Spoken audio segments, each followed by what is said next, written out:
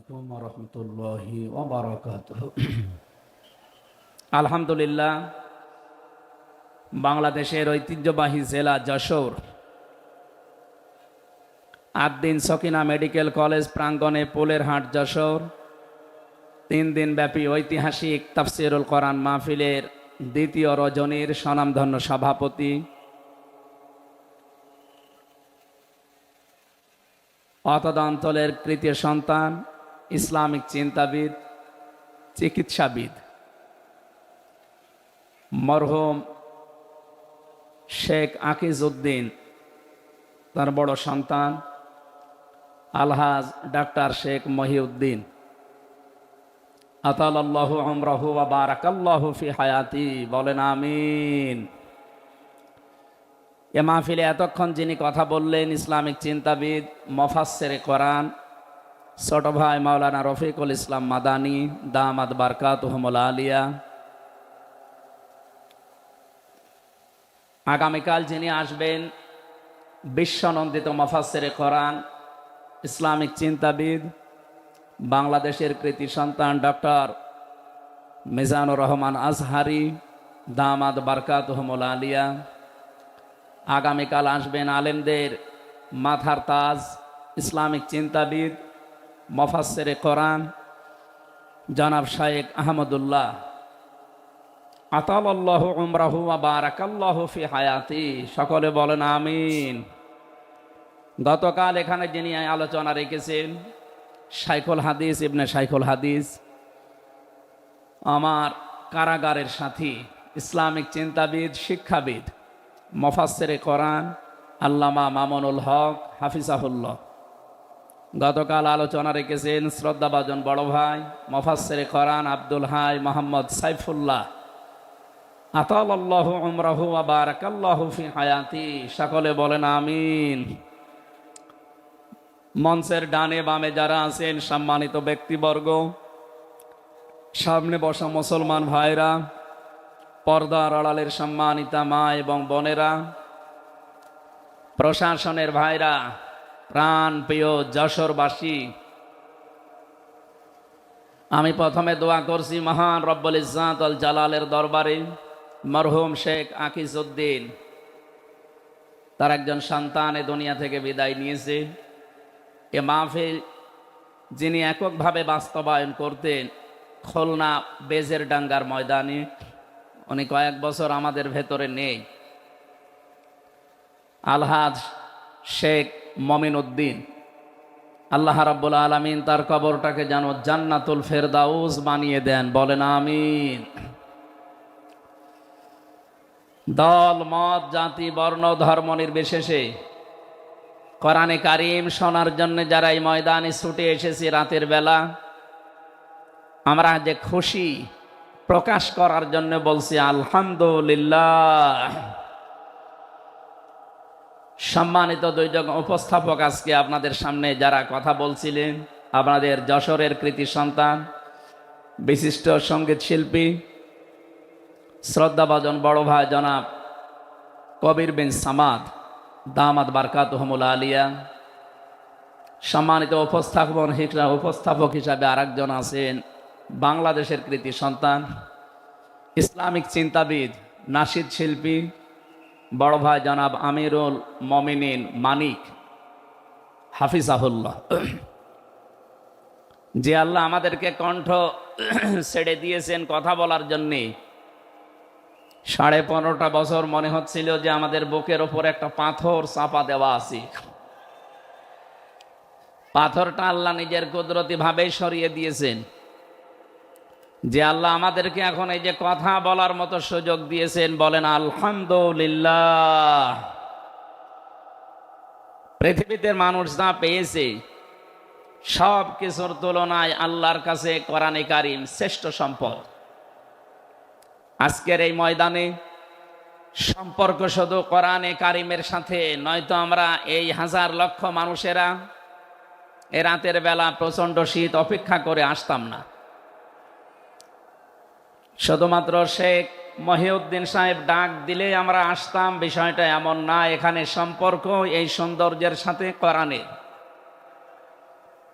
এই জন্য যারা স্বেচ্ছাসেবকের দায়িত্বে আছেন আমি তাদেরকে ওয়েলকাম জানাচ্ছি, ধন্যবাদ জানাচ্ছি। তাদের এই কষ্ট, তাদের এই শ্রম আল্লাহ রাব্বুল আলামিন যেন জান্নাতে যাওয়ার পাতিহ বানিয়ে দেন, বলেন আমিন।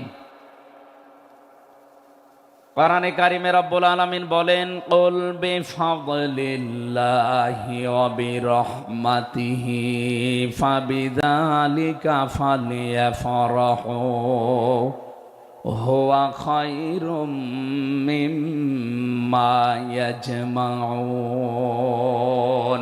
বলেন আল্লাহু আকবার। আল্লাহ পাক বলেন, নবী আপনি বলুন, তাম পৃথিবী যা পেয়ে আনন্দে আছে, যা গেইন করে, যা অ্যাচিভ করে, যা অর্জন করে, আমি আল্লাহর কাছে কোরআনে কারিম শ্রেষ্ঠ সম্পদ। সুতরাং কোরআন যারা পেয়েছে তারা যেন আনন্দ করে। আজকে খুলনা বিভাগের মানুষগুলো, খুলনা বিভাগ সহ বাংলার অন্যান্য বিভাগ থেকেও মানুষেরা আজকে এসেছে কোরআনে কারিম সত্যি যারা শোনার জন্যে, বোঝার জন্যে এসেছি। এটা পুরা এখন ইবাদত চলছে। আমরা খুশি দুনিয়ার সব কিছুর তুলনায় আজকে, বলেন আলহামদুলিল্লাহ। প্রাণপ্রিয় শ্রোতা মণ্ডলী, কোরআনের শ্রোতা যারা আমরা এখানে বসে আছি, এর আগে যারা দুনিয়ায় কোরআনে কারিম শুনেছে, কিয়ামত পর্যন্ত যারা শুনবে, কোরআনে কারিম এই শ্রোতাকে 3 ভাগে বিভক্ত করে দিয়েছে। এখানে ওই 3 প্রকার মানুষ আছে, কিয়ামত পর্যন্ত তারা থাকবে। প্রথম নাম্বার, এই কোরআনে কারিম শোনার পরে যারা বাধা দিয়েছিল এই দুনিয়ায়, আল্লাহর কোরআন তাদেরকে ঘোষণা দিয়েছে তারা কাফের। এই বাংলাদেশে আমরা এই 54 বছরে নামধারী মুসলমান, কিন্তু অনেক কাফেরের আচরণ দেখতে পেয়েছি। সূরা হামিম সাজদার 26 নম্বর আয়াতে আল্লাহ তাদের পরিচয় দিয়েছেন, وَقَالَ الَّذِينَ كَفَرُوا لَا تَسْمَعُوا لِهَذَا الْقُرْآنِ وَالْغَوْا فِيهِ لَعَلَّكُمْ تَغْلِبُونَ। আল্লাহ পাক বলেন, কাফেরেরা সিদ্ধান্ত নিয়েছিল সব চলতে দেওয়া যাবে, মুহাম্মাদের কোরআনে কারিম এটা চলতে দেওয়া যাবে না। কারণ তারা বুঝেছিল এটা 1500 বছর আগে নাসিল হওয়া। ভালোভাবে আবু জেহেল টের পেয়েছিল, বুঝেছিল এ কোরআনে কারিম মুহাম্মদুর রাসূলুল্লাহ যেটা বোঝাতে চায়, এটা যদি সত্যি জনগণ বুঝতে পারে আর মেনে নেয়, আমি যে অবৈধ চেয়ারে বসে আছি এই চেয়ার থাকবে না। যুগে যুগে যারা কোরআন বাধা দিয়েছে তারা এইটাই টের পেয়েছে।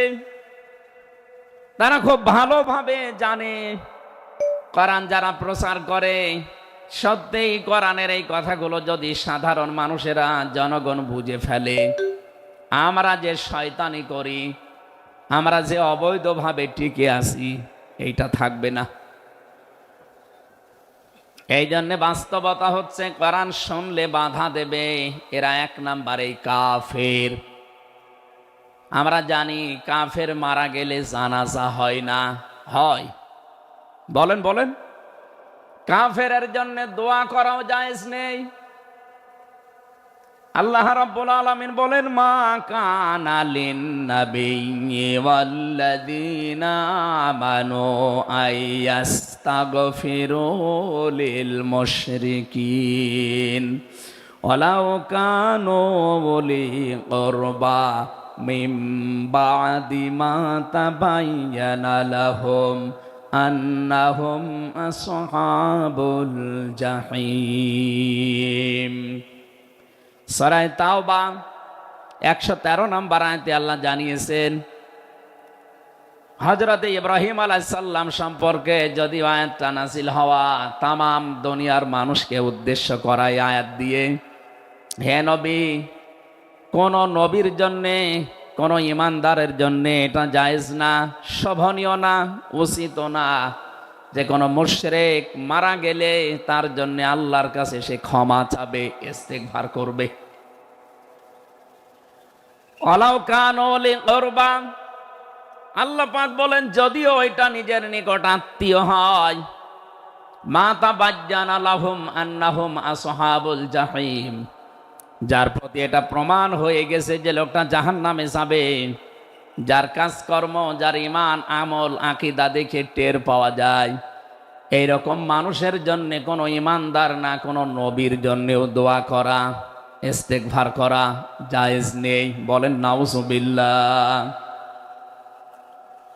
একজন নবীকে যদি আল্লাহ এই কথা বলতে পারেন, আমি আয়াতের ব্যাখ্যায় পড়েছি মুহাম্মদুর রাসূলুল্লাহ সাল্লাল্লাহু আলাইহি ওয়াসাল্লামের নিজের আপন চাচা আবু তালিব, এই লোকটা যখন মারা যাচ্ছিল, বিশ্ব নবী নিজে তার কাছে গিয়ে বললেন, ইয়া আম্মি আবি তালিব কুল লা ইলাহা ইল্লাল্লাহ হাজ্জুল লাকা ইনদাল্লাহি ইয়াউমাল কিয়ামাহ, বুখারী শরীফের হাদিস। ডাক দিয়ে বললেন, হে চাচা, জোরে বলা লাগবে না, আওয়াজগুলো শুধু আমার কানের কাছে মুখটা নিয়ে আস্তে করে আপনি বলেন, লা ইলাহা ইল্লাল্লাহ, জোরে লা ইলাহা ইল্লাল্লাহ, লা ইলাহা ইল্লাল্লাহ, লা ইলাহা ইল্লাল্লাহ মুহাম্মাদুর রাসূলুল্লাহ। আপনি শুধু আল্লাহর একাত্মবাদের স্বীকৃতি দেন আমার কানের কাছে, এর সালাতের ঘোষণাটা দেওয়া লাগবে না, শুধু আল্লাহর ঘোষণাটা আমার কানের কাছে শোনান। কিয়ামতের দিন আমি আপনার জন্য আল্লাহর দরবারে ঝগড়া করে জান্নাতে নিয়ে যাব। পাশে যারা দাঁড়িয়েছিল তাদের কারণে লোকটা পড়তে পারে নাই। নবীজির মন খারাপ হয়ে গেল। সঙ্গে সঙ্গে সূরা কসসের ৫৬ নাম্বার আয়াত নিয়ে ফেরেশতা জিবরাইল হাজির হয়ে গেছে। ইন্নাকা লা তাহদি মান আহবাবতা ওয়ালাকিন্নাল্লাহা ইয়াহদি মাইয়াশা ওয়া হুয়া আ'লামু বিল মুহতাদিন। আল্লাহ পাক বলেন, হে নবী, আপনি যাকে ভালোবাসেন, যাকে পছন্দ করেন, যাকে মনে করবেন আপনি হেদায়েত দেবেন না, আপনি পারবেন না, কারণ হেদায়েত আমি আল্লাহ আপনার হাতে দেইনি। হেদায়েত আমি আল্লাহ নিজের হাতে রেখে দিয়েছি। আমি আল্লাহ যাকে ইচ্ছা তাকে এটা দান করি, আর আমি আপনার চাইতে ভালো জানি যে হেদায়েত পাবে কে। জেলখানার ভেতরে ৩টা বছর আল্লামা মামুনুল হক হাফিজাহুল্লাহ, আমরা দুইজন এক জায়গায় ছিলাম। সকালে এবং দুপুরের খাবার আমরা এক জায়গায় খেতাম। মাঝে মাঝে আমারে বলতেন যে, হামজা, বাইরে যদি আল্লাহ নিয়ে যায় কোনোদিন কাফেরের জানাজায় যাব না, পড়াবো না। আমারে বারবার জিজ্ঞাসা করেছি, ভাই আপনি কাফের পান কোথায়? বাংলাদেশে তো সেরকম কাফের আমরা দেখি না।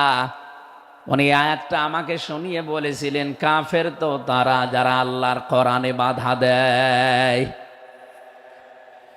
সুতরাং এই দেশে যারা কোরআনে বাধা দেবে, সে ডাইরেক্ট হোক ইনডাইরেক্ট হোক, সূরা হামিম সেজদার ২৬ নম্বর আয়াতের দলিল অনুযায়ী লোকটা কাফের। কাফেরের জানাজা পড়া কিন্তু হারাম। আমার মনে হয় এখন দেশের অবস্থা যা, আমরা যদি এই সিদ্ধান্তে উপনীত হতে পারি যে কাফেরের জানাজা বন্ধ হয়ে যাবে, আগামীতে কোরআনে কারিম বাধা দেওয়ার মতো সাহস অনেকেই করবে না। কোরআনে কারিমের শ্রোতা ১ নম্বরে পেলাম যারা কাফের। এ ১৫.৫ বছর থেকে শুরু করে ৫৪ বছর আমরা যা দেখলাম, অনেকেই কিন্তু ডাইরেক্ট ইনডাইরেক্ট বাধা দিয়েছেন। এখনো যদি ওইরকম মানুষ থাকেন এই দেশে, আপনি তাওবা করবেন, আপনি সংশোধিত হয়ে যাবেন। আর যেহেতু এখন সংস্কার চলছে, আপনি নিজেকেও সংস্কার করে নেবেন। কোরআনের শ্রোতা হিসাবে আমরা ২ নম্বরে পেয়েছি তাদের নাম, আল্লাহ রাব্বুল আলামিন বলেন, ওয়াইদা কিলা লাহুম তাআলাউ ইলা মা আনজালাল্লাহু ওয়া ইলার রাসূলি রাআইতাল মুনাফিকিনা ইয়াসুদ্দুনা আনকা সুদুদা। সূরা নিসার 61 নম্বর আয়াতে আছে, হে নবী, মানুষদেরকে আপনি যখন বলবেন আসো আল্লাহর বিধানের দিকে আসো, রাসূলের জীবনের দিকে আসো, আপনি দেখতে পাবেন অনেক মানুষ শুনতেও আসবে কোরআন, আপনার কথাও শুনতে আসবে, কিন্তু যখন দেখবে যে এগুলো কোরআনের সাথে আমাদের জীবনের মিল নেই, রাসূলের এই আদর্শের দিকে ডাকে, এগুলোর সাথে বাস্তবতা আমাদের মেলে না, রাআইতাল মুনাফিকিনা ইয়াসুদ্দুনা আনকা সুদুদা, আপনি দেখতে পাবেন ও মানুষগুলো আস্তে করে আপনার কাছ থেকে পেছন ফিরে কেটে পড়ছে। বলেন নাউজুবিল্লাহ। সুতরাং কোরআন শুনতে এসে যেগুলো যাদের জীবনে মিলবে না, এই মানুষগুলো যদি মন খারাপ করে, রাগ করে, যে কোনো কায়দায় চলে যেতে চান, আপনি মনে করবেন মুনাফিকের জার আপনার ভেতরে আছে। আল্লাহ আমাদের হেফাজত করুন, বলেন আমিন। 3 নাম্বার শ্রোতার বর্ণনা পেয়েছি সূরা আনফালের 2 নাম্বার আয়াতে। আল্লাহ পাক বলেন, ইন্নামাল মুমিনুনা আল্লাযীনা ইযা যুকিরাল্লাহু ওয়াজিলাত কুলুবুহুম ওয়া ইযা তুলিয়াত আলাইহিম আয়াতুহু যাদাতুহুম ঈমানা ওয়া আলা রাব্বিহিম ইয়াতাওয়াক্কালুন। চিৎকার করে বলেন আল্লাহু আকবার। আল্লাহ পাক বলেন, আমার দৃষ্টিতে তো কোরআনের শ্রোতা আসল এবং মুমিন তারা, যাদের সামনে আমার নাম উচ্চারণ হলে তাদের অন্তরাত্মা কেঁপে ওঠে, আমার আয়াতগুলো তাদের সামনে তেলাওয়াত হলে এ মানুষগুলোর ঈমান ভেতরে যা আছে এটা আরো বেড়ে যায়। এখানে যাদাতুহুম ঈমান আর ব্যাখ্যায় আমি দেখেছি, শরীরের পশমগুলো দেখবেন আপনি হঠাৎ খাড়া হয়ে যাবে, বাম স্তনের 2 আঙ্গুল নিচে একটা গোস্তের টুকরা আছে, ওটা কাঁপবে, কাঁপাকাঁপি করবে, একটা অনির্বচন শোক আপনি আলাদা অনুভব করবেন। এই 3টা যদি এখন আমাদের ভেতরে তৈরি হয়, আলা রাব্বিহিম ইয়াতাওয়াক্কালুন, বাড়ি যাওয়ার আগে এই সিদ্ধান্ত নিয়ে যাওয়া যাবে যে আল্লাহ ছাড়া আর কারো উপরে আমরা ভরসা করি না। বলেন সুবহানাল্লাহ। এই 3টা আয়াত দিয়ে আমি বোঝাতে চেয়েছি কাফের কারা, মুনাফিক কারা, আল্লাহর দৃষ্টিতে মুমিন কারা। 3 নাম্বার এই তরিকায় যদি আমরা এই 3টি গুণ অর্জন করতে পারি, আজকে আল্লাহর কথাগুলো শুনলে আপনার ভেতরে কাঁপ ধরবে। 2 নাম্বারে আল্লাহর আয়াত তেলাওয়াত হবে, যখন বুঝতে পারবেন যে কি বলে, ওয়াইদা সামিউ মা উনজিলা ইলার রাসূলি তারা আয়ুনাহুম তাফিদু মিনাদ দামি মিম্মা আরাফু মিনাল হক ইয়াকুলুনা রব্বানা আমান্না ফাকতুবনা মা'আশ শাহিদিন। সূরা মায়েদা 7 নাম্বার পারার 1 নাম্বার পৃষ্ঠার 1 নাম্বার লাইনের 83 নাম্বার আয়াতে আছে। তাফসিরে ফি জিলালিল কোরআন থেকে শোনাচ্ছি, রব্বুল আলামিন বলেন, নবী আপনি যখন ওদের সামনে পড়বেন, আমার এই আয়াতগুলো যখন ওরা মন দিয়ে শুনবেন, অনুধাবন করতে পারবেন, উপলব্ধি করার যোগ্যতা যাদের আছে, আপনি দেখবেন ওদের চোখ দিয়ে মনের অজান্তেই পানি পড়ছে। এজন্য অ্যাক্টিভ হন আরো, কারণ কোরআন শোনার 2টা নিয়ম আল্লাহ দিয়েছেন, ফাসতামিউ লাহু ওয়া আনসিতু। শুধু শোনা না, তাহলে সামিয়া দিতেন। আল্লাহ ফাসতামিউ দিয়েছেন, এজন্য মনোযোগ সহকারে শুনতে হবে। আজকের তেলাওয়াতকৃত আয়াত থেকে আমরা তাফসীর আকারে কথা বলবো ইনশাআল্লাহ। 2 নাম্বারে চুপ থাকা লাগবে। আমি এখনো অনেককে দেখতে পাচ্ছি এদিকে ওদিকে তাকাচ্ছেন, গল্প করছেন। আশা করছি কোরআনে বর্ণিত আল্লাহর এই 2টা নির্দেশ আপনি মেনে নেবেন। এক নম্বরে চুপ থাকবেন, দুই নম্বরে মনোযোগ সহকারে শুনবেন। লাআল্লাকুম তুরহামুন, আশা করা যায় আল্লাহর রহমত এখানে নাজিল হবে। আল্লাহ আমাদেরকে আয়াতটা মেনে চলার তৌফিক দেন, বলেন আমিন। এজন্য কোরআনের আলোচনা শুনলে সবার চোখে পানি আসবে না।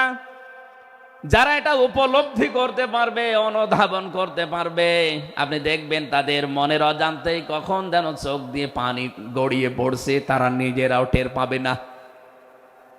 আল্লাহ যেন এই 3 নাম্বার এই প্রকার শ্রোতা হিসাবে আমাদের কবুল করেন, বলেন আমিন। দরুদ আর সালাম পাঠ করছি আমাদের নবী মুহাম্মদুর রাসূলুল্লাহ সাল্লাল্লাহু আলাইহি ওয়াসাল্লামের প্রতি, যার প্রতি কোরআনে কারীম আল্লাহ নাযিল করেছেন। সেই কোরআনকে যদি আপনি জিজ্ঞাসা করেন, হে কোরআন, যার উপরে নাযিল হলে তার সম্পর্কে তোমার ভেতরে কোনো কিছু আছে, কোনো পরিচয়? আল্লাহ রাব্বুল আলামিনের কোরআন আমাদেরকে শোনাচ্ছেন, ওয়াইদ ক্বালা রাব্বু ওয়াইদ ক্বালা ঈসা ইবনু মারইয়ামা ইন্নী রাসূলুল্লাহি ইলাইকুম মুসাদ্দিকাল লিমা বাইনা ইয়াদাইয়া মিনাত তাওরাত। আয়াতের শেষের দিকে আল্লাহ ইসমহু আহমাদ এই শব্দ দিয়ে জানিয়েছেন, হযরত ঈসা আলাইহিস সালাম তিনি জানিয়ে গিয়েছেন এই পৃথিবীতে আমার পরে একজন নবী আসবে যার নাম হবে আহমাদ। আমাদের নবীর পরিচয়টা আল্লাহ কোরআনে কারীম যিনি নাযিল করলেন তার উপরে, তার ভেতরেই তার নামটা আল্লাহ সংরক্ষণ করে দিয়েছেন। প্রশ্ন আসতে পারে, এক একজনের তো বহু নাম আমরা দেখি, হে কোরআন তোমার ভেতরে কি মুহাম্মদুর রাসূলুল্লাহ সাল্লাল্লাহু আলাইহি ওয়াসাল্লাম এই নাম তোমার ভেতরে আল্লাহ কি তার সম্পর্কে দিয়েছেন নাকি? আমরা যে তেলাওয়াত করেছি সূরা ফাতিহা, এই সূরা থেকে যেহেতু আজকে আলোচনা করব, এই সূরার প্রথম আয়াতে আমার আল্লাহ আমার নবীর নামকে উল্লেখ করে জানিয়েছেন। এটা 29 নাম্বার আয়াত, মুহাম্মাদুর রাসূলুল্লাহ। সূরা ফাতিহার 29 নাম্বার আয়াতটা আমরা পড়েছি 4 ভাগের 1 ভাগ। এই আয়াত থেকে আমরা আজকের আলোচনার বিষয় সাজিয়েছি। আমার আজকের বিষয়বস্তু, আমরা মুহাম্মাদুর রাসূলুল্লাহর উম্মত হতে চাই। সত্যি যদি আল্লাহর দৃষ্টিতে বিশ্বনবী মুহাম্মদুর রাসূলুল্লাহর উম্মত আমরা হতে চাই, মাস্ট বি তেলাওয়াতকৃত আয়াতের এই বর্ণিত গুণগুলো আমাদের এখন থেকেই অর্জন আরম্ভ করা লাগবে। আমি সহ যারা এসেছি অবশ্যই আল্লাহ এই গুণগুলো এখন থেকে যেন পালন করার তৌফিক আমাদেরকে দান করেন, আমিন। সূরার নাম সূরা ফাতিহা, ফাতাহ মানে বিজয়। এ সূরার প্রথম আয়াতের ভেতরে এই শব্দটা আছে, এখান থেকেই নামকরণ করা হয়েছে। আল্লাহ রাব্বুল আলামিন বলেন, ইন্না ফাতাহনা লাকা ফাতহাম মুবিনা, অবশ্যই হে নবী আমি আপনাকে একটা সুস্পষ্ট বিজয়ের সুসংবাদ দিচ্ছি। এই বিজয়ের ঘটনা তো ঐতিহাসিকভাবে ইবনে কাসিরের ভেতর থেকে আমি শিক্ষার জন্য এবার বলছি। এদিকে খুব অ্যাক্টিভ হয়ে থাকবেন। এই সূরা ফাতিহার 18 নাম্বার আয়াত, আমার যতটুকু পড়াশোনা আছে, আমার যতটুকু লেখা আছেন, বসে আছেন, শুয়ে আছেন, কান এবার খাড়া করে দেন। হুদায়বিয়ার সন্ধির যে ঘটনা আমরা শুনেছি এতদিন পর্যন্ত, শুধু শুনেছি অনেকে, কিন্তু এখান থেকে শিক্ষাটা আজ অনেকে নেয়নি। বাংলাদেশের এখন যে অবস্থা, এই শিক্ষা নেওয়ার সময় এখনই। নবীজি 1400 মানুষ নিয়ে এসেছিলেন সাহাবা একরাম নিয়ে হজ করার জন্যে। হুদায়বিয়া নামক যে জায়গাটা এখন কূপ আছে, এখানে এই জায়গায় নবীজি আশ্রয় নিলে আস্তানা গাড়লেন, তাঁবু গাড়লেন। কাফেরদের পক্ষ থেকে এখানে প্রতিবন্ধকতা সৃষ্টি করা হয়েছে যে না, আপনাদেরকে আমরা আর যেতে দেব না। বিশ্বনবী তাদেরকে প্রস্তাব দিলেন যে আমরা কিচ্ছু নিয়ে আসিনি সাথে করে, শুধু হজ করেই চলে যাব। কাফেরদের পক্ষ থেকে আওয়াজ এলো না আপনাকে আমরা যেতে দেব না, তবে আমাদের একটা প্রস্তাব আছে। আপনি যদি আগামী বছরে আসেন হজ করে যেতে পারবেন, কিন্তু এবছরে আপনাদেরকে আমরা আল্লাহর ঘর কাবায় যেতে দেব না। কি নিষ্ঠুর আচরণ তাকান। আল্লাহ পাকের নবী আল্লাহর ঘর তাওয়াফ করবে, বাধা দিচ্ছে যারা আল্লাহকে বিশ্বাস করে না তারা। এ বাংলাদেশে 50টা বছর কোরআনে কারিম প্রচার করেছে যারা, কোরআনের পাখি শহীদ আল্লামা দেলাওয়ার হোসাইন সাইদি রহমতুল্লাহ আলাইহি, তার নামে মামলা দেওয়া হয়, কেস দেওয়া হয়, তিনি নাকি ধর্মীয় অনুভূতিতে আঘাত দিয়েছে। আমার তো মনে হয় 1500 বছর আগে নবীজিকে যারা বাধা দিয়েছিল আল্লাহর ঘর কাবায় হজ করতে দেবে না, 1500 বছর পরে যেন তাদের প্রেতাত্মারাই ফিরে এসেছে। আল্লাহর নবী বললেন ঠিক আছে, ওসমানকে পাঠালাম। হযরত ওসমান ইবনে আফফান রাদিয়াল্লাহু তাআলা আনহু তিনি গেলেন। হযরত ওসমানকে তারা আটক করার পরে ঘোষণা দিয়ে দিল কতিলা ওসমান ইবনে আফফান, ওসমানকে হত্যা করা হয়েছে। এ সংবাদ যখন নবীজির কাছে এসেছে, যশোরবাসী খুব খেয়াল করেন, এখানে হযরতে ওসমানকে তারা হত্যা করার ঘোষণা দিয়ে মিথ্যা একটা সংবাদ পাঠিয়ে দিয়েছে নবীজির কাছে। নবীজি সাহাবায়ে কেরামকে বললেন, যারা ইহরামের কাপড় পরে এসেছিলে সব এখন খুলে ফেলো। সাহাবায়ে কেরাম বলেন, হে রাসূল, ইহরামের কাপড় খুললে হজ? বলে হজ আগামী বছর। ও বাংলার মুসলমানেরা, আমি কেন বলছি এই আয়াতটা 2-1 মিনিট পরে আপনি টের পাবেন। দ্বিতীয় নম্বর, নবীজি বললেন আজকে রমজান মাস, এটা এ রমজান মাসের এখন আর আধা ঘন্টা 1 ঘন্টার সময় আছে মাত্র ইফতারি করার, এখনই ভেঙে ফেলো, ইফতারি করে ফেলো। দরকার আগামীতে রোজা আবার রমজানের সিয়াম আবার করে দেওয়া যাবে। যে 2টা সিদ্ধান্ত নিলেন 2টাই ফরজ, একটা রোজা একটা হজ। নবীজি কিন্তু জানতেন ইহরামের কাপড় খুলে ফেললে হজ ভেঙে যাবে, আর একটু পরেই তো ইফতারি করলে রোজাটা হয়ে যায়। বিশ্ব নবী বলেন না এক্ষুনি রোজা ভেঙে ফেলো। আবার বলছে কান খাড়া করেন, আমি কিন্তু 2 মিনিটের ভেতরে জায়গায় যাব। এত বড় 2টা বড় বড় ফরজ বিধান নবীজি লঙ্ঘন করছেন, কারণটা কি? কারণ একটাই, ওরা একজন নিরপরাধ মানুষকে আটক করে হত্যার ঘোষণা দিয়েছে। আপনি বাংলাদেশকে 15.5 বছরের সাথে ওই ঘটনাটা মিলান।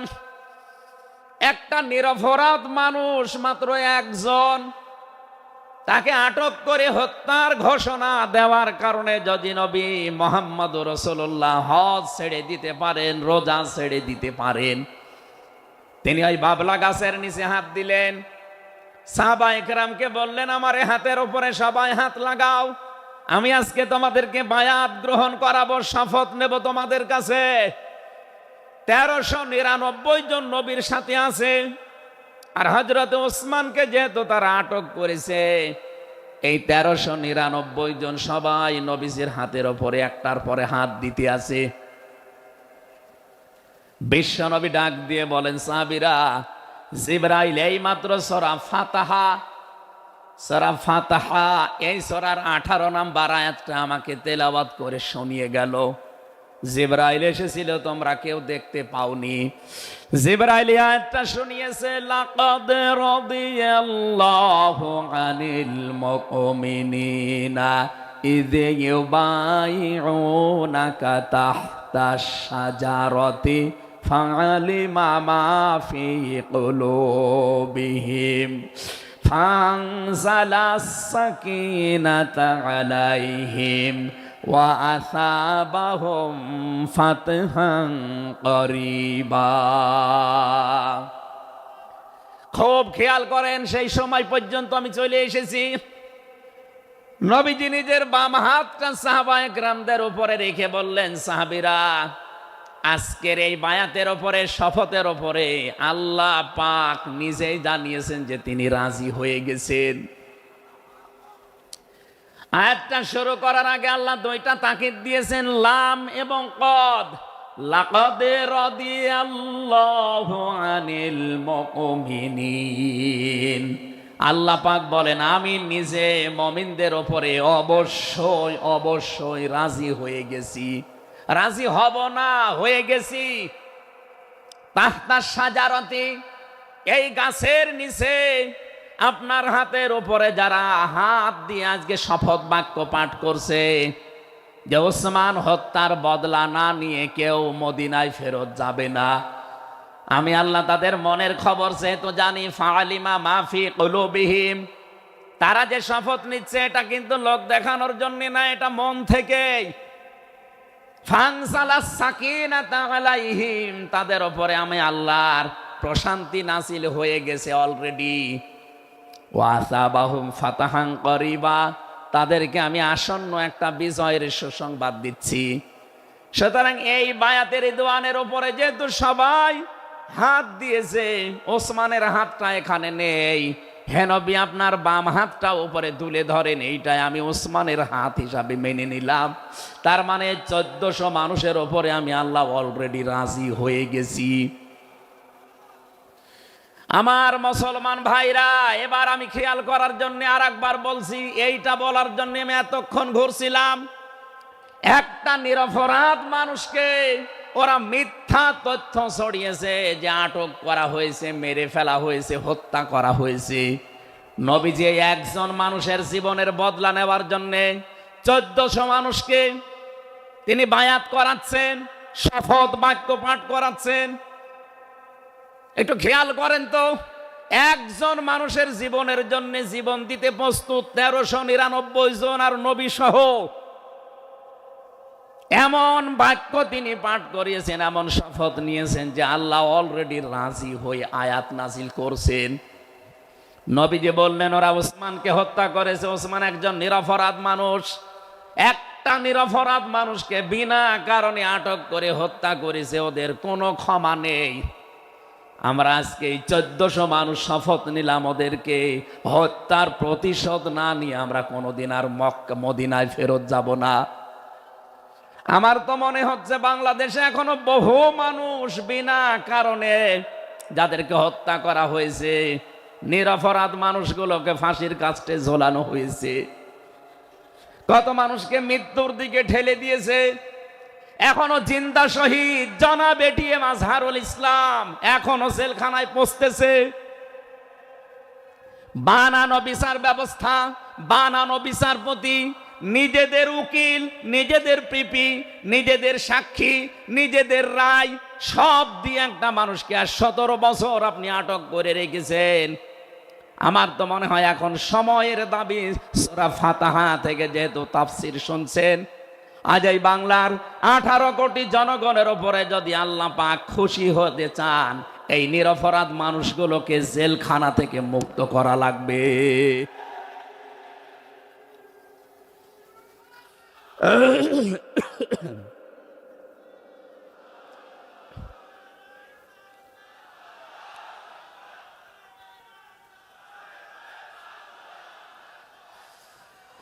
যশোরবাসী, আল্লাহ রাব্বুল আলামিন এখানে কয়েকটা বিষয় আমাদেরকে উপহার দিতে চেয়েছেন সুসংবাদের মাধ্যমে। 1 নম্বরে আল্লাহ বলেন আমি রাজি হয়ে যাব। 2 নম্বরে ওদের মনের মূল কথাগুলো যেহেতু আমি জানি, সুতরাং যারা নারায়ে তাকবীর আল্লাহু আকবারে স্লোগান দিয়ে এই মাজলুম মানুষটার পক্ষে অবস্থান নিলেন, আমার তো মনে হচ্ছে ফানজালাস সাকিনাতা আলাইহিম, আল্লাহ পাক তার রহমত এখন এদেশের উপরে নাজিল করবে। 2 নম্বরে ওয়াসাবাহুম ফাতাহান করিবা, একেবারে সুপ্রসন্ন নিকটবর্তী বিজয় আমাদেরকে আল্লাহ এই মাজলুম মানুষটার পক্ষে দাঁড়ানোর কারণে দেবে। আমি আজকেও একজন জেল খাটা মানুষের সাথে কথা বলছিলাম, তিনিও প্রায় 3.5-4 বছর জেলে ছিলেন। তিনি জ্বালাচ্ছিলেন যে হামজা ভাই আসলে আমরা যারা জেলে ছিলাম তারা ছাড়া এটা বোঝানো সম্ভব না। বহু মানুষ বিনা অপরাধে, বিশেষ করে 15.5 বছরে তো হবে, বিনা কারণে বিনা অপরাধে কিচ্ছু জানে না, বছরের পর বছর জেলে পচতেছে। ওরা যদি একজন নিরপরাধ মানুষকে মিথ্যা কথা ছড়িয়ে দেওয়ার কারণে নবী যেরকম সিদ্ধান্ত নিতে পারে, আজ বাংলার 18 কোটি মানুষ দল বেদল সব ভুলে গিয়ে নিরপরাধ যত মানুষ জেলে ভর্তি আছে, গুম হয়েছিল, খুন হয়েছিল যারা, এদের পক্ষে দাঁড়াতে যদি সত্যি আপনি মন থেকে এগিয়ে আসতে পারেন, আল্লাহর কসম আমাদের সামনে আল্লাহ বিজয় দেখাবেন। বিজয় আমরা দেখতে পাচ্ছি সূরা কসস 20 নম্বর পারার 4 নম্বর পৃষ্ঠার 15 নম্বর লাইনের 5 নম্বর আয়াত। বাড়িতে যে আয়াতটা তাফসীর দেখবেন, আল্লাহ রাব্বুল আলামিন বলেন, নুরিদু আন্নামুন্না আলাল্লাযীনা ইসতুদঈফু ফিল আরদ ওয়া নাজআলাহুম আইম্মাতাও ওয়া নাজআলাহুমুল ওয়ারিসিন। আমি আল্লাহ একটা ইচ্ছা করলাম, হাজার হাজার বছর আগে হে নবী, এই পৃথিবীর ময়দানে ফেরাউন নামে একটা লোক ছিল। রাষ্ট্রীয় ক্ষমতায় থাকার কারণে ওই দেশে বিভিন্ন দলে বিদলে বিভক্ত করে মানুষকে রেখেছিল, আর একটা দলকে সে টার্গেট নিয়ে কোণঠাসা করে, ছোট করে, হীন করে রেখেছিল। সেই দলটা ছিল মুসা নবীর দল। আমি আল্লাহ একটা ইচ্ছা করলাম, জমিনের ওপরে যাদেরকে দুর্বল করে রেখেছে ফেরাউন, এই দুর্বল দলের উপরে আমি আল্লাহ মনন করব। মনন মানে অনুগ্রহ করা, দয়া করা। আমি আল্লাহ দয়া করব তাদের উপরে, মনন করব। এই কারণ আমি তাদেরকে জমিনের শাসন ক্ষমতায় বসাতে চাই, জমিনের উত্তরাধিকারী তাদেরকে বানিয়ে দিতে চাই। অনুমাক্কিনা লাহুম ফিল আরদ, জমিনের উপরে তাদেরকে আমি ক্ষমতায় বসাবো, এটা আমি আল্লাহর ইচ্ছা। বলেন তো, আল্লাহ যদি কোনো ইচ্ছা করে ওটা রদ করার কেউ আছে? আরো জোরে বলেন, আছে। সুতরাং এই আয়াত দিয়ে আমি যেহেতু 100% আয়াতটা বিশ্বাস করি, হাজার হাজার বছর আগে ফেরাউনের এই জীবনের সাথে, কাহিনীর সাথে, তাফসিরের সাথে আমি বাংলাদেশে আয়াতটা মিলিয়েছি। দেখতে পেয়েছি 2024 সালের 5 আগস্টের পরে একটা দলের সাথে আয়াতটা মিলে যাচ্ছে। আপনি যাই মনে করেন এইটাই বাস্তব। এই 54 বছরে ভুয়া ধোয়া তুলে, ভুয়া চেতনার নাম দিয়ে যাদেরকে কোণঠাসা করে রেখেছিলেন জনগণের কাছ থেকে, আল্লাহ যেন হঠাৎ করে মানুষের মনের ভেতরে তাদের প্রতি পরিবর্তন এনে দিয়েছেন। আল্লাহ পাক যেন এই মানুষগুলোকে একটা মনন করেছেন, একটা দয়া দেখিয়েছেন। ওয়ানাজআলাহুম আইম্মাতান, জমিনের ইমাম তাদেরকে যেন আল্লাহ দিনের পর দিন বানিয়ে দিচ্ছে। তাদের আচার ব্যবহার, তাদের চরিত্র, তাদের ব্যবহার, তাদের মাধুর্যতা, তাদের যে ইখলাস, এগুলো দেখছে আমার আল্লাহ দিনের পরে দিন জমিনের ইমাম তাদেরকে আল্লাহ বানাচ্ছেন। ওয়ানাজআলাহুমুল ওয়ারিসিন, আয়াতের শেষের কথা, আল্লাহ তাদেরকে জমিনের ওয়ারিস বানিয়ে দেবেন। যেহেতু আল্লাহর সিদ্ধান্ত রদ করা যায় না, ফাআলুল লিমা ইউরিদ, তিনি যা ইচ্ছা তাই করেন। ইন্নামা আমরুহু ইযা আরাদা শাইআন আইয়াকুলা লাহু কুন ফায়াকুন। আল্লাহ পাক বলেন, আমি যদি কোনো ইচ্ছা করি শুধু বলি কোন, সঙ্গে সঙ্গে ফায়াকুন হয়ে যায়। কোরআনের উপর আমার 100% বিশ্বাস নিয়ে কথা বলছি আমি। এই আয়াতগুলো মাস্ট বি আমার আল্লাহ বাংলাদেশে দেখাবে।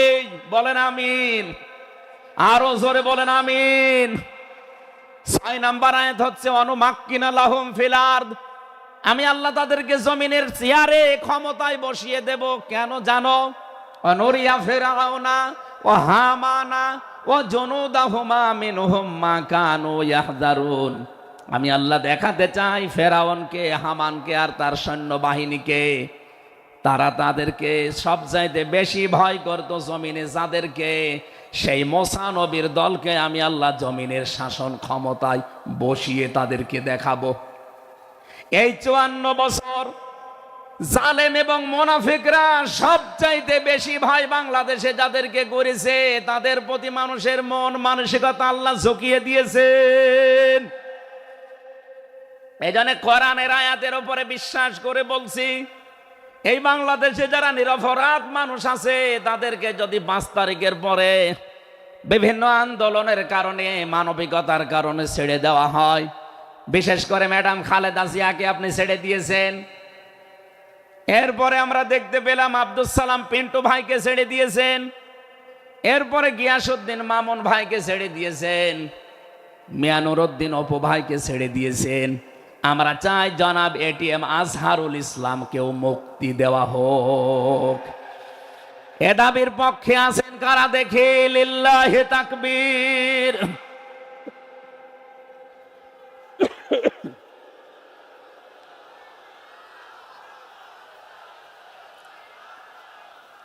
আলহামদুলিল্লাহ ভাই, আমি আয়াতটা পড়লাম এই জন্যে, নিরপরাধ মানুষের পক্ষে দাঁড়ানোর কারণে যদি আল্লাহ এতগুলো সুসংবাদ দিতে পারে, সাকিনা নাজিল করা, সুপ্রসন্ন একেবারে নিকটবর্তী বিজয় দেওয়া, আমরা যদি আজ নিরপরাধ মানুষগুলো যারা আজ জুলুমের শিকার হয়ে 15.5 বছর 17 বছর মানবেতর জীবন যাপন করছে, আমি তো 3 বছর তার ভুক্তভোগী। 3টা বছর আমাদেরকে ফাঁসির কন্ডেম সেলের ভেতরে 24 ঘন্টা লকআপ দিয়ে রাখতেন। কি করেছিলাম আমরা? আজকে এই যে মাহফিলের 6 জন আলেমের ভেতরে আমরা 3 জনই এক জায়গায় ছিলাম, জেলখানায়। আর বাকি 3 জনের ভেতরে একজন তো বাইরের দেশে, আর 2 জন আব্দুল হাই সাইফুল্লাহ, শাইখ আহমদুল্লাহ, 2 জন মজলুম। তাদেরকেও কোরআনের কথায় দেশে 15.5 বছর আপনারা বলতে দেননি। এজন্য আমি আয়াত থেকে যেটা শিক্ষা দিতে চাই, কাটছাট কথা বলছি।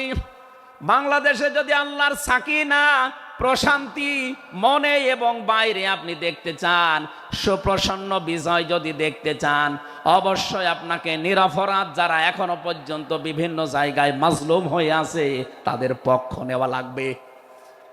এক কথা বলুন, আল্লাহ আজকে আমাদের জীবনে 100% মেনে চলার তৌফিক দেন, বলেন আমিন। এই সূরা ফাতিহা থেকে আমরা পড়েছি 29 নম্বর আয়াত। আমাদের আলোচনার বিষয় মুহাম্মদুর রাসূলুল্লাহর উম্মত কারা। রব্বুল আলামিন বলেন মুহাম্মদুর রাসূলুল্লাহ, মুহাম্মদ সাল্লাল্লাহু আলাইহি সাল্লাম আল্লাহর রাসূল। হে নবী, দুনিয়ার কেউ যদি আপনার রেসালাত স্বীকার না করে, কেউ যদি সাক্ষী না দেয়, আমি আল্লাহ নিজে সাক্ষী দিয়ে দিলাম আপনি আমার রসুল। সুতরাং এই বাংলার জমিনে কেউ যদি নবীর আদর্শ না মানে, বিশ্ব নবীর কোনো ক্ষতি হবে না, আল্লাহরও কোনো লস নেই, যত ক্ষতি আমাদের। কথা বলে না কেন? কোরআনের চোখ লাগিয়ে দেখতে পাচ্ছি এদেশে হাজারো মানুষ জাহান্নামে দৌড়াচ্ছে। কারণ নবী মুহাম্মদুর রাসূলুল্লাহ বাদ দিয়ে পৃথিবীতে যদি অন্য কাউকে কিয়ামত পর্যন্ত কেউ আদর্শ মেনে চলে, কোরআনের কসম দিয়ে বলছি মাস্ট বি লোকটা জাহান্নামী। এজন্য এরকম আচরণে যারা আছেন, বুঝে হোক না বুঝে হোক, আল্লাহ রাব্বুল আলামিনের পরিচয় দেওয়ার আগে আমার আল্লাহ রাসূলের পরিচয় আমাদের কাছে দিয়েছেন। রাব্বুল আলামিন বলেন কুল হুয়াল্লাহু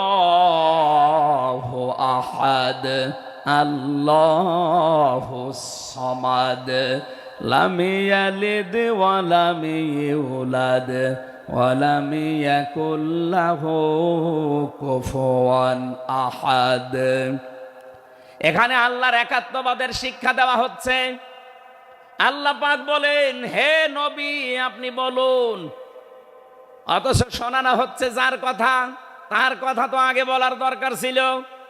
এখানে আগে রেসালাতের ঘোষণাটা দেওয়া হয়েছে, কুল হে নবী আপনি বলুন। ও বাংলার মুসলমানেরা, ফেরাউনের জীবনী পড়ে আমি দেখেছি সে কিন্তু আল্লাহর একাত্মবাদের ঘোষণা দিয়েছিল, কিন্তু রেসালাতের ঘোষণা দেয়নি, এজন্য লোকটা ঈমান পায়নি। বাংলাদেশে বহু মানুষকে আমরা দেখতে পাচ্ছি আল্লাহর কথা বললেও বলেন আমরা কি নামাজ পড়ি না, রোজা রাখি না, আমি কি হজ করি না, দান সাদকা করি না, এগুলো সব আল্লাহর বিধান। এগুলোর পাশাপাশি আল্লাহর প্রেরিত পুরুষ যিনি আমাদের এই জামানায়, আল্লাহর প্রেরিত পুরুষ যিনি কিয়ামত পর্যন্ত, তার নাম মুহাম্মাদুর রাসূলুল্লাহ। জ্ঞানী মানুষ যারা বসে আছেন এক কথায় তারা বুঝবেন আমি জানি। আজ বিশ্ব নবীর আদর্শ বাদ দিয়ে আপনি কার আদর্শ মানেন আপনার বিবেকের কাছে প্রশ্ন করেন। এটা রাজনীতি মনে করে কেউ যদি চলে যান আপনার কপালে আগুন লাগবে, আপনারও মরণ হবে ফেরাউনের মতো। ও আল্লাহকে মেনেছিল কিন্তু রেসালাত মানে নাই। এদেশে আজ অনেকেই আল্লাহর কথা বললে নামাজ পড়ে, রোজা রাখে, হজ করে আসে, দান সাদকা করে। আরে ভাই, এগুলো সবই আল্লাহর বিধান। আপনি আল্লাহকে মানেন, কিন্তু তার প্রেরিত পুরুষ এই জামানায় যিনি কিয়ামত পর্যন্ত, তার নাম মুহাম্মাদুর।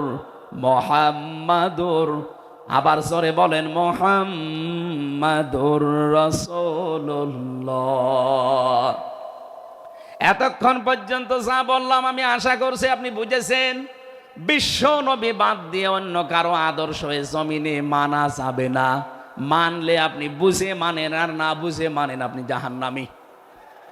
এখন যদি মুসা আলাইহিস সালাম আসে দুনিয়ায়, যদি ঈসা নবী এখন আসে, আর আমরা কেউ যদি আল্লাহর নবী মুহাম্মদুর রাসূলুল্লাহকে বাদ দিয়ে ঈসা নবী, মুসা নবীকেও মেনে চলি, নিছক আপনি জাহান্নামী। এটা রেকর্ড হচ্ছে, সারা দুনিয়ায় যাবে। সূরা আলে ইমরানের ৮০ নম্বর আয়াত।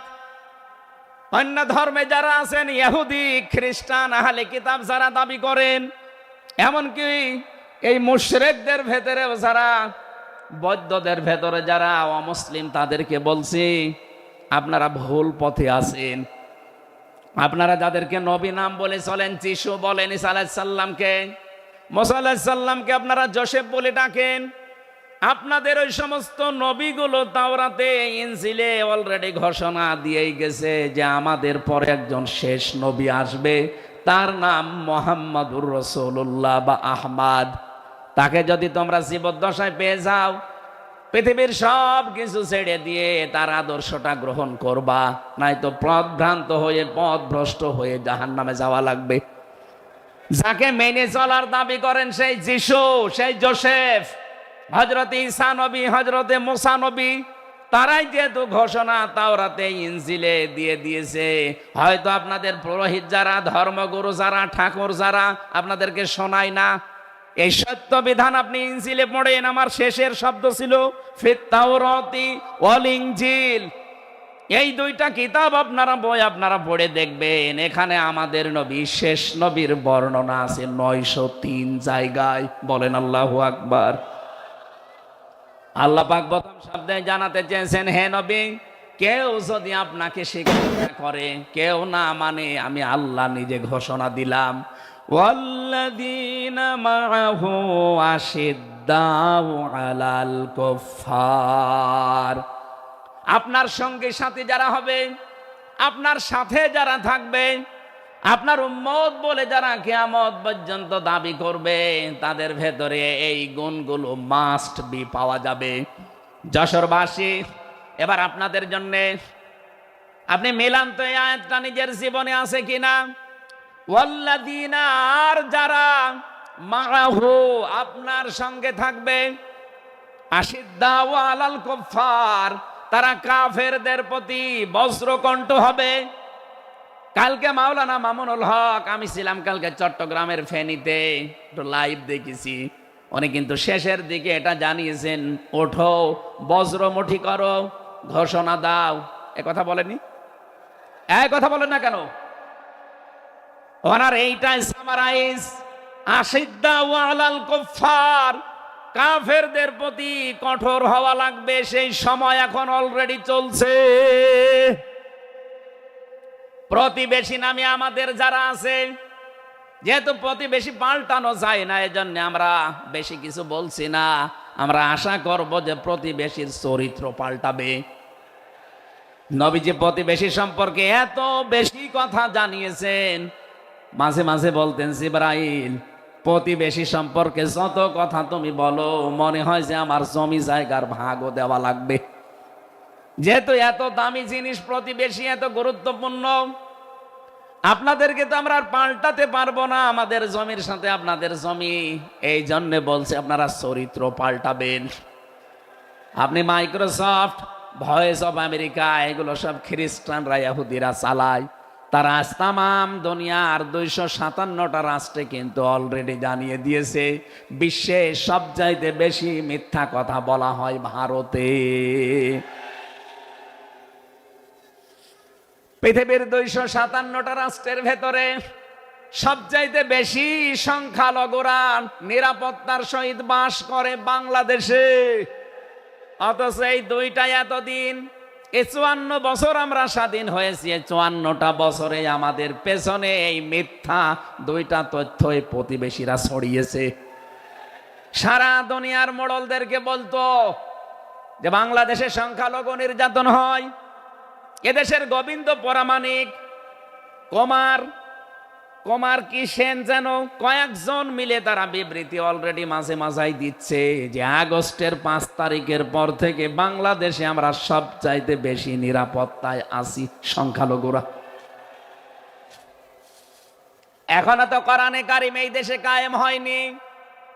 আমি কোরআনের এই অনুষ্ঠান থেকে আপনাদেরকে গ্যারান্টি দিতে পারি, আল্লাহর কসম, কোরআনে কারিম যদি এদেশের রাষ্ট্রীয় ক্ষমতায় চলে আসে, বাংলাদেশে সবচাইতে বেশি নিরাপদে থাকবে সংখ্যালঘুরা। একজন মুসলমানের মাথায় যদি কেউ আঘাত করে একটা গুনাহ হবে, একটা অমুসলিমের গায়ে যদি কেউ আঘাত করে ডবল গুনাহ হবে।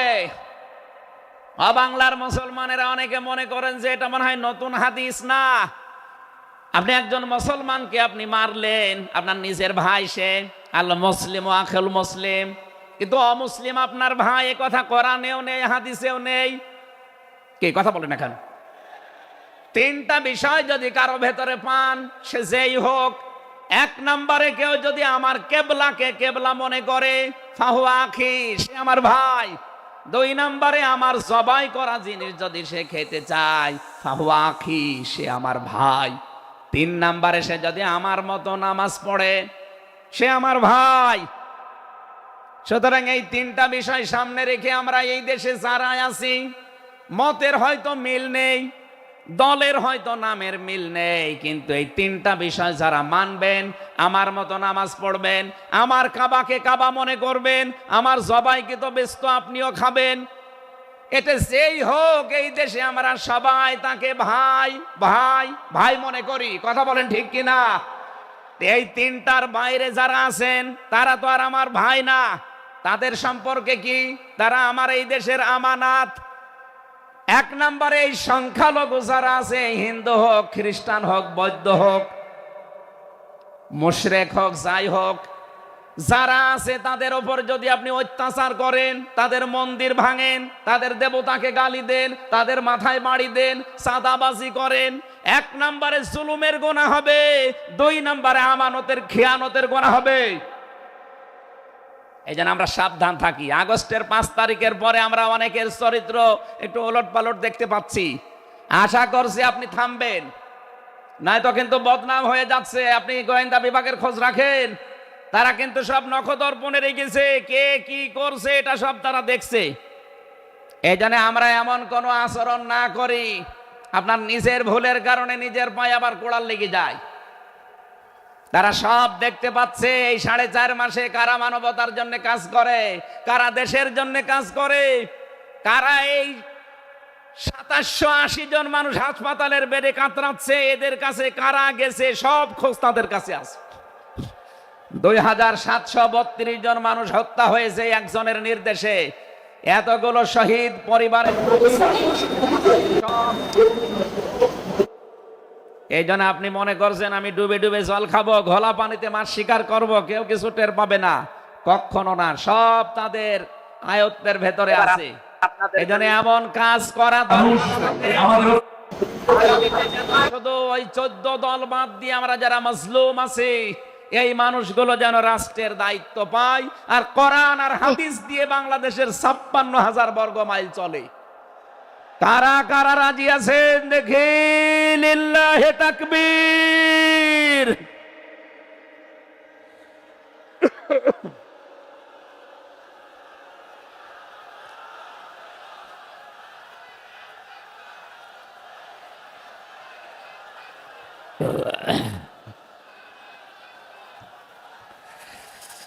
আমার ভাইরা,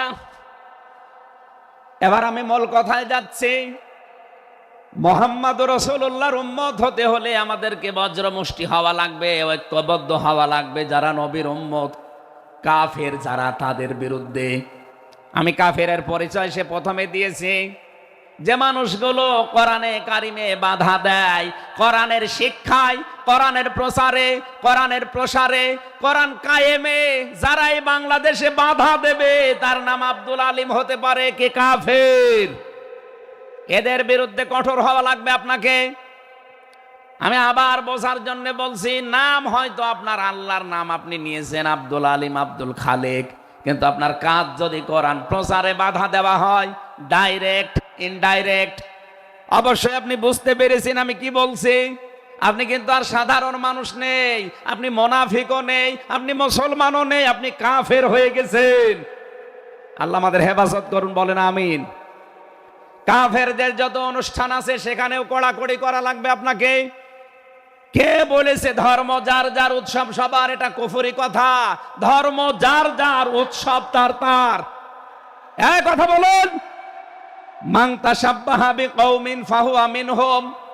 যার সাথে যার সাদৃশ্য মিলবে, সে আচার ব্যবহারে, ধর্মীয় রীতিনীতিতে কিয়ামতের দিন তার সাথে থাকা লাগবে। কোনদিন আজ পর্যন্ত আপনি পিটিয়েও কোন হিন্দু ভাইকে গরু জবাই করেন যখন কোরবানি দেওয়ার জন্য, তাকে পাবেন। তারা জানে যেটা আমাদের ধর্মীয় অনুষ্ঠান না, এই জন্য তারা আসে না, ঠিক করে তারা আসে না। আপনি কোন কারণে সেখানে যাবেন?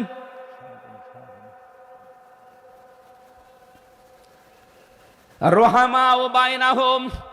দ্বিতীয় নম্বরে আমরা পেয়েছি নিজেদের ভেতরে মহব্বত, ভালোবাসা, সম্প্রীতি, মায়া, মমতা, এটা নিজেদের ভেতরে বাড়ানো লাগবে। আপনি নবীর উম্মত হতে চান, অথচ এটা নিজেদের ভেতরে আরো দূরত্ব তৈরি করেন না। এটা নিজেদের ভেতরে আরো স্যাক্রিফাইস করে হোক, ডাকাডাকি করে হোক, নিজেদের ভেতরে এটা তৈরি করা লাগবে আরো বেশি। তারাহুম রুক্কান সুজ্জাদা। হে নবী, আপনার উম্মত যারা, আপনার সাথে যারা আছে, তাদেরকে দেখতে পাবেন আল্লাহর সন্তুষ্টি এবং অনুগ্রহ তালাশ করার জন্যে তারা রুকু এবং সেজদাকারী অবস্থায় তাদের দেখতে পাবেন। নবীর উম্মত যারা এসেছেন, অন্য ধর্মের লোকদেরকে বাদ দিলাম, বিশ্ব নবীর উম্মত যারা এখানে বসে আছেন, আমাদের উচিত হবে যতদিন আজরাইল না আসে, ফরজ নামাজ আমরা কোনোদিন ছেড়ে দেব না। আরো জোরে বলেন। আল্লাহ যেন এটা মেনে চলার তৌফিক দেন আমাদের একেবারে জীবনের শেষ দিন পর্যন্ত। 2 নম্বরে, ফরজ নামাজের সময়টুকু যেভাবেই হোক বের করে আপনি আদায় করেন। সুন্নত নফল ওইগুলো যদি পড়তে না পারেন পরবর্তীতে পড়বেন, কিন্তু ফরজ নামাজ কেউ ছেড়ে দিয়ে সে আল্লাহর আয়ত্ত থেকে বের হয়ে যায়। বলেন নাউজুবিল্লাহ। সাহাবা একরাম আল্লাহর দরবারে যে 7টা কারণে কবুল হয়েছিলেন, তার ভেতরে 1 নাম্বার কারণ ছিল এই মানুষগুলো আল্লাহর বিধান সামনে পেলে পৃথিবী ভুলে যেতেন। আব্দুল্লাহ আনসারী রাদিয়াল্লাহু তাআলা আনহুর জীবনী পড়েছি। এ লোকটা আল্লাহর বিধান সেজদাকে সামনে রাখতে গিয়ে নিজের স্ত্রীকে এক কাপড়ে গর্তের ভেতরে বসিয়ে রেখেছিল, নিজের ছেলেকে শিকল দিয়ে বেঁধে রেখেছিল। তারপরও আল্লাহর বিধান সেজদা সে ভুলে যায় নাই, হয়তো আসেনি। তারপরও আমরা অনেকে বিনা কারণে ফরজ নামাজ ছেড়ে দেই। আমি নামাজের কথা মুসলমানদের কাছে সচরাচর বলতে চাই না, কারণ একজন মুসলমান আর একজন কাফেরের ভেতরে পার্থক্য নামাজ। নামাজ যদি কেউ না পড়ে সে মুসলমান থাকে কি করে? সুতরাং আজান হওয়ার পরে মুসলমান যাবে মসজিদে নামাজ আদায় করতে, মানুষ টের পাবে যে লোকটা মুসলমান। রিজালুল্লাহ তুলহিহিম তিজারাতু ওয়ালা বাইউন আন যিকিরিল্লাহ ইলা আখিরি আয়াত। মুসলমান ব্যবসায়ী যারা, তাদের পরিচয় আল্লাহ দিয়েছেন। আল্লাহ রাব্বুল আলামিন বলেন, এই পৃথিবীর ময়দানে যারা মুসলমান ব্যবসায়ী, আজান হওয়ার সঙ্গে সঙ্গে ব্যবসা প্রতিষ্ঠান বন্ধ করে দিয়ে তারা সেজদায় দৌড়াবে। ইয়াবতাগুনা ফাদলাম মিনাল্লাহি ওয়া রিদওয়ানা। এখানে আল্লাহ দুইটা শব্দ ব্যবহার করেছেন। আল্লাহর ফজল যদি কেউ চায় তাহলে অবশ্যই তাকে মসজিদে যাওয়া লাগবে। আল্লাহুম্মা ইন্নী আসআলুকা মিন ফাদলিকা, ফজলের জন্য জমিনে আল্লাহ পাঠিয়েছেন আমাদেরকে, আর রহমতের জন্য তার ঘর মসজিদে পাঠিয়েছেন। এজন্য আল্লাহর রহমতের জন্য 5 বার আল্লাহর ঘরে আমাদেরকে যাওয়ার নির্দেশ দিয়েছেন আল্লাহ। আর যদি ফজল অনুগ্রহ পেতে চাই, রিজিক, এগুলোর জন্য জমিন, এই জমিন আল্লাহ আমাদেরকে হালাল রুজি উপার্জন করার যে ব্যবস্থা, এরকম ময়দান যেন তৈরি করে দেন। বলেন আমিন। সীমাহুম ফি ফুজুহিহিম মিন আসারিস সুজুদ, আল্লাহ বলেন এদের এই চিহ্নগুলো, সেজদার চিহ্নগুলো এদের চেহারার বিভিন্ন জায়গায় ফুটে উঠবে। কিয়ামতের ময়দানে এই চিহ্ন দেখে দেখে নবী সুপারিশ করে করে জান্নাতে নিয়ে যাবে। হয় কপালে, নাই নাকে, নাই হাতে, যে সমস্ত জায়গায় সেজদা দেওয়ার জন্য আপনি জমিনে লাগিয়েছিলেন, এই জায়গাগুলো কিয়ামতে চমক দিতে থাকবে। আল্লাহ আমাদের প্রত্যেককেই এই 5টি গুণ অর্জন করার মাধ্যমে বিশ্ব নবীর খাঁটি উম্মত হওয়ার তৌফিক দিন। আমিন, আল্লাহুম্মা আমিন। লা ইলাহা ইল্লা আনতা সুবহানাক ইন্নী কুনতু মিনাজ জালিমিন। রব্বানা যালামনা আনফুসানা ওয়া ইল্লাম তাগফির লানা ওয়া তারহামনা লানাকুনান্না মিনাল খাসিরিন। যেখানে যারা দাঁড়িয়ে আছেন মোনাজাতটা বসে করেন, যদি সুযোগ থাকে। মোনাজাত হচ্ছে আল্লাহর কাছে। 11টা বেজে গেছে, সেই জোহরের পর থেকে গভীর রজনী পর্যন্ত কারিগরি শোনার জন্য চাতক পাখির মতো বসে আছে। আল্লাহ মনের ভেতরে যার যে কামনা বাসনা আছে, মেহেরবানি করে পুরা করে দাও। এ বিশাল আয়োজনের দিকে তুমি একটু তাকাও। আল্লাহ মনে হচ্ছে তারা জান্নাত সাজিয়েছে। তোমার হাবিব জানিয়েছে কোরআনের পেছনে যারা টাকা পয়সা খরচ করবে, কিয়ামতে ওই অর্থের হিসাব তোমার কাছে দেওয়া লাগবে না। আজকের এই বিশাল ময়দান সাজাতে গিয়ে যারা টাকা পয়সা খরচ করেছে, আদিন ফাউন্ডেশন, আকিস গ্রুপের যে ভাইগুলো, এদের এই টাকাগুলো কোরআনের ইজ্জতে, কোরআনের প্রচারের জন্য কবুল করে নাও।